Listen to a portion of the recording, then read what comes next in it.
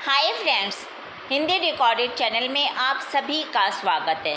दोस्तों, अपने पिछले अध्याय में हमने बालकृष्ण भट्ट द्वारा रचित जातियों का अनूठापन निबंध के कुछ 2 गद्यांशों की प्रसंग सहित व्याख्या पर चर्चा की थी।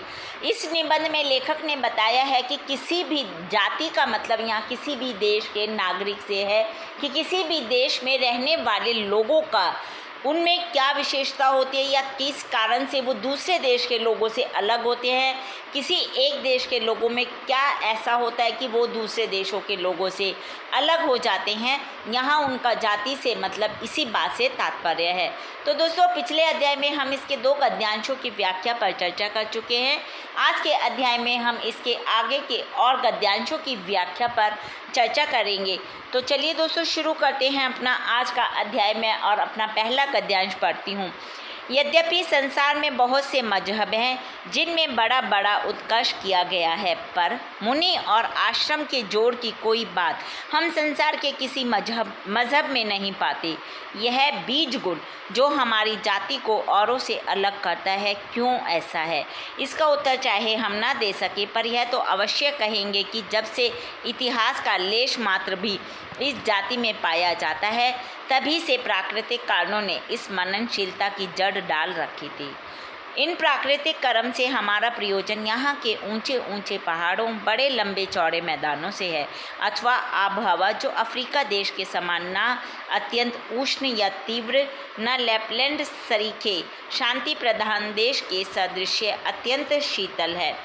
वर्ष में बराबर से 6 ऋतु का होना, पैदावारी भी थोड़ी मेहनत में बहुत सा पैदा होना इत्यादि से है। और ये ही सब प्राकृतिक गुण ऐसे हैं जिनसे इस जाति के अनूठेपन का बीज बोया गया है। दोस्तों, इसमें ये जो अभी हमने पंक्तियाँ पढ़ी, ये बालकृष्ण भट्ट द्वारा रचित जातियों का अनूठापन नामक निबंध से ली गई हैं। दोस्तों, लेखक कहते हैं कि हमारा देश भारत क्यों लोगों से, हमारे देश की जाति, हमारे देश के लोग क्यों लोगों से अलग हैं, क्यों जो और देशों के लोग हैं उनसे हमारे देश में ऐसा क्या है कि हम उनसे अनूठे हैं। दोस्तों, सबसे बड़ी बात लेखक कहते हैं मुनि और आश्रम, ये जो गुण हैं ये उनके अनुसार किसी भी देश के लोगों में नहीं पाए जाते। और इसका आरंभ कैसे हुआ था? यहाँ पे उन्होंने ऊंचे ऊंचे पहाड़ों पर बैठकर तपस्या की, तब हमारे देश में मुनि बने। और फिर वो साथ में ये भी कहते हैं कि हमारे देश की 6 ऋतुएं हमें और देशों से बिल्कुल अलग करती हैं। यहाँ की आबो हवा और जो यहाँ पैदावारी होती है, यानी कि जो किसान फसल उगाता है, और यहाँ पे ना तो इतनी गर्मी है और ना ही लैपलैंड, मतलब जैसे जो लैपलैंड है वो दोस्तों फिनलैंड का एक कोई सबसे अच्छा उत्तरी क्षेत्र है, इसके जैसे यहाँ पे बहुत ठंड भी नहीं है, लेखक का ऐसा कहना है। चलिए व्याख्या में हम इसको और अच्छे से समझ लेते हैं। इन पंक्तियों में मुनि और आश्रम के महत्व को समझाते हुए लेखक कहते हैं कि संसार में बहुत से धर्म, संप्रदाय, मजहब हैं और इनका दिन प्रतिदिन काफ़ी विकास भी हुआ है, इन्होंने उत्कर्ष भी हुआ है, लेकिन मुनि और आश्रम के बराबरी आज भी किसी और देश के जो मज़हब है या धर्म है वो हमारे देश से अपनी बराबरी नहीं कर सकता मुनि और आश्रम के चक्कर में, क्योंकि ये एक विशेष जाति है जो कि संकुचित नहीं है। इसका इतिहास में कोई, इससे इतिहास से इसका कोई संबंध नहीं है।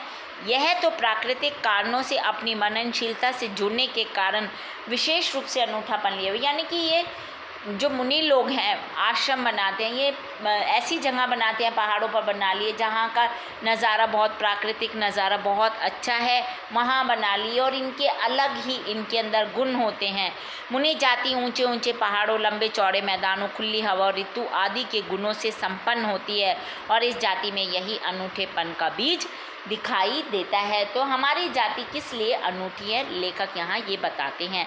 विशेष क्या है? जातियों के महत्व को समझने के लिए इतिहास को समझने पर बल दिया है। कोई भी जाति अचानक महान नहीं बनती, दिन प्रतिदिन उसका विकास होता है। मुनि, आश्रम और जाति के महत्व पर लेखक ने बल दिया है। भाषा जो है वो सहज, सरल, प्रभायुक्त, विश्लेषणात्मक शैली है और तत्सम शब्दावली प्रधान है। चलिए दोस्तों, दूसरा गद्यांश पढ़ते हैं। एक मनुष्य या जाति केवल एक तरफ तरक्की कर सकती है, जीवन के सब काम नियमित होंगे। इसलिए इसमें कुछ आश्चर्य की बात नहीं है कि पारलौकिक बातों के अनुसंधान में लगे हुए हमारे पूर्वजों का चित्त क्षण भर के वास्ते भी राजनैतिक तत्वों की ओर ना झुका हो। अब इसी के तारतम्य में अंग्रेज़ों की दशा पर ध्यान दीजिए तो यह बात देखी जाती है कि जैसा हमारे यहाँ धर्म और मज़हब नस नस में घुसा है, वैसा ही आदि ही से अंग्रेज़ों का बीज विभेदक गुण हम स्वच्छंदता पाते हैं। यही कारण है कि बहुत जल्द उनका इतिहास राजनैतिक स्वच्छंदता की लड़ाइयों के लिए प्रसिद्ध हो गया, जो लड़ाइयाँ किसी शक्ल में वे बराबर चलाते ही गए जब तक उन्होंने मनमानी राजनैतिक स्वच्छंदता ना पाली। इसी स्वच्छंदता की इच्छा को यदि हम बीज मान लें तो अंग्रेज़ों का इतिहास समझने में हमको केवल सुगमता ही ना होगी वरन एक एक कलपुर्जा इस इतिहास का हमको स्पष्ट हो जाएगा। जिस समय से इंग्लैंड के शासक लोग वहशियों की तरह रहते थे, उसी समय से हम स्वच्छंदता की इच्छा को इस अंग्रेज़ी जाति में पाते हैं और उसी का परिणाम उनकी राजनैतिक स्वच्छंदता और उत्कर्ष है। दोस्तों, प्रसंग वही पिछले वाला लिखना है।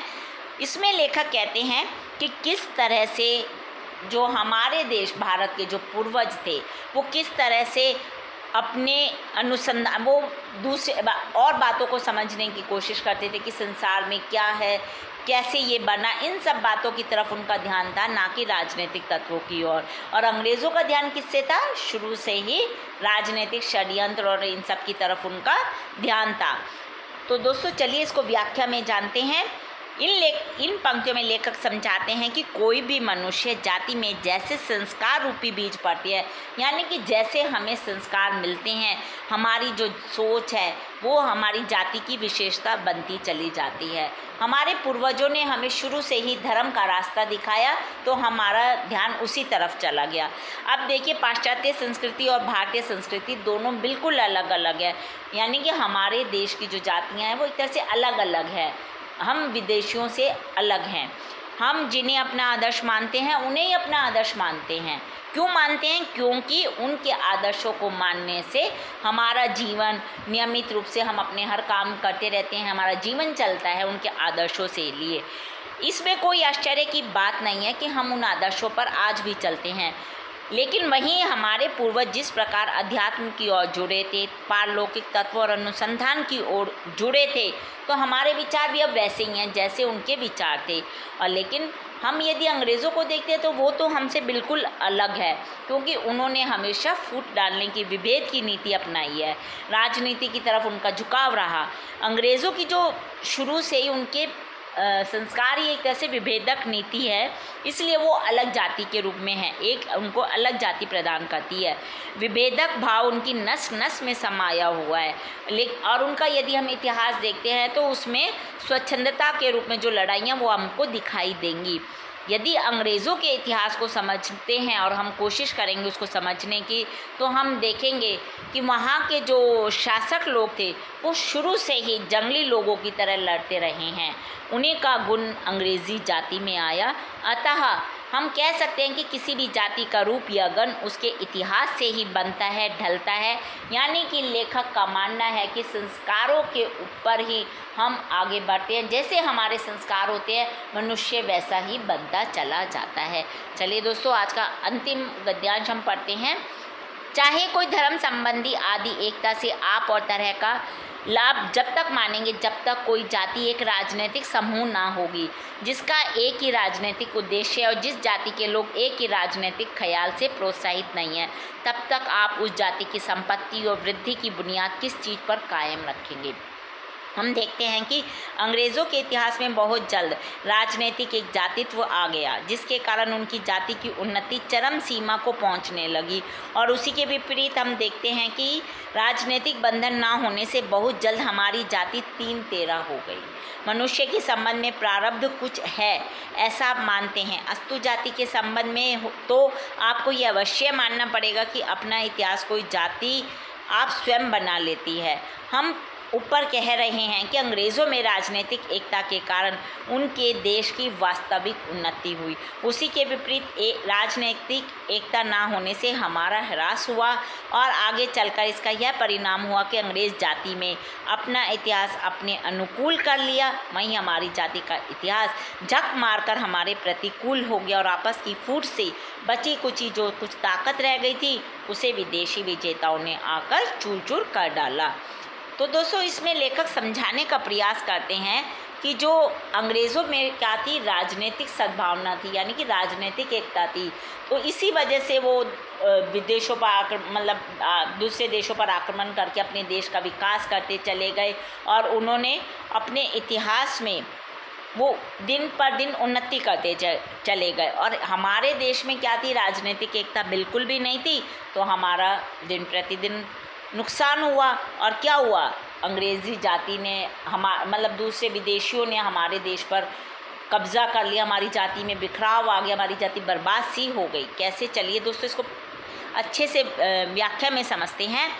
लेखक कह रहे हैं कि राजनीतिक एकता के बीच कोई भी जाति छिन्न भिन्न हो सकती है, उसका अस्तित्व खतरे में पड़ जाता है। चाहे धर्म संबंधी एकता को हम मानते हैं कि धर्म संबंधी एकता से देश की उन्नति होगी या भलाई होगी, लेकिन वास्तव में क्या धर्म संबंधी एकता के स्थान पर राजनीतिक एकता का होना बहुत ज़रूरी नहीं है।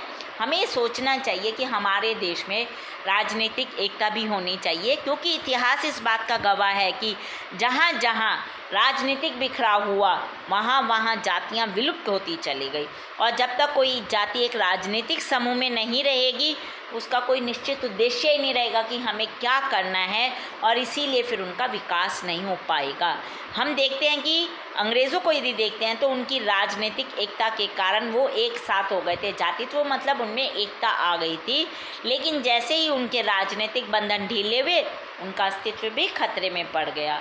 भारत में भी अंग्रेज़ों के आने पर राजनीतिक बंधन जैसे ही ढीले हुए, हमारी जाति भी बिखर गई, तितर बितर हो गई, और हम क्या परिणाम निकला, हम उनके गुलाम हो गए। हमारी जाति का इतिहास धीरे धीरे धूमिल होता गया, आपसी फूट पड़ गई लोगों में, क्योंकि अंग्रेज़ों का तो ये एक नारा है, फूट डालो शासन करो। तो इसी वजह से हमारे देश के लोगों में फूट पड़ गई। विदेशों से आए लोगों ने हमारी इसी फूट का, जो हमारी फूट में पड़ी थी, हमारी जो हमने उन्हें छूट दी, उसका लाभ उठाया। अतः जातियों में एकता लाने के लिए राजनीतिक एकता का होना अवश्य है। किसी भी देश के लोग यदि एक साथ मिलकर रहेंगे राजनीतिक रूप से, तो उसका विकास अवश्य ही होगा। नहीं ऐसा हुआ तो फिर उसकी जो विकास है वो अवरुद्ध हो जाएगा। दोस्तों विशेष जानते हैं, हमें इससे इन पंक्तियों से पता चला कि अंग्रेज़ों के भारत में कदम जमाने और भारत में फूट पड़ने और जातिगत बिखराव का जो मूल कारण है वो किस लिए है, राजनीतिक एकता की जो कमी थी हमारे देश में, इसी वजह से ऐसा हुआ। राजनीतिक एकता ही जातिगत एकता का सूत्र है, यानी कि जातिगत एकता, यदि हम राजनीति एकता अपने देश में बना लेंगे तो हम सब एक हो जाएंगे। भाषा सरल, सहज और प्रवाह युक्त है, विश्लेषणात्मक शैली है, साथ ही साथ तत्सम शब्दावली प्रधान है। ये जो भी पूरा पाठ ही, ये जो पूरा निबंध ही है, ये तत्सम शब्दावली प्रधान है। तो दोस्तों ये हमने आज के अध्याय में जातियों का अनूठापन निबंध के गद्यांशों की व्याख्या पर चर्चा की। हिंदी भाषा के और भी प्रमुख विषयों पर हम आगे के अध्याय में समय समय पर इसी प्रकार चर्चा करते रहेंगे। पर दोस्तों उनको सुनने के लिए आपको मेरे इस चैनल को लाइक और सब्सक्राइब करना होगा। साथ ही दोस्तों हिंदी भाषा से संबंधित कोई भी प्रश्न आप कमेंट बॉक्स में मुझसे पूछ सकते हैं, मैं शीघ्र ही उसका उत्तर देने की कोशिश करूँगी। धन्यवाद दोस्तों, आपका दिन शुभ हो।